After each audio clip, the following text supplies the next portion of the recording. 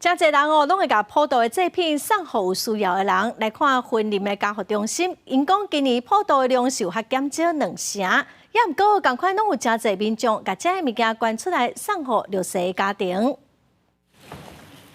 家福中心的人员一个在无用婚礼物资，这拢是中原普渡后真侪庙宇善心人士所捐赠的贡品，包括白米、豆油、面条和饮料等等，拢将转送予弱势家庭，帮助因减轻家庭开销。差不多省了差不多好几千的，就是让小孩子有的吃啊，不用担心啦。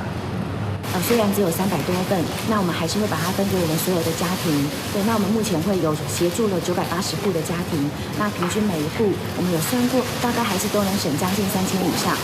今年家福中心表示，过去中原后，家福中心的仓库拢会探买真侪关键的贡品，但今年可能受到物资起价等影响，贡品的倒数为去年420倒，减少剩320倒，规体减少2成。另外，北港调电宫举行中原普渡法会，各行各业准备丰盛的贡品，其中青果铺准备总计20万的水果山。法会结束后3分钟就被开了。很好玩哦！你从哪里来？我从新港。新港，你捡了多少？我排比较后面。也很小，个青果有办法去抢安尼，办法当然这种付费，人嘛真侪负面的评语就讲恁无法人抢安尼浪费，真正是摆是正方形的，为咱抢袂到，别去倒店抢，即摆来开通条线的，大家抢出来着，就免别去倒店。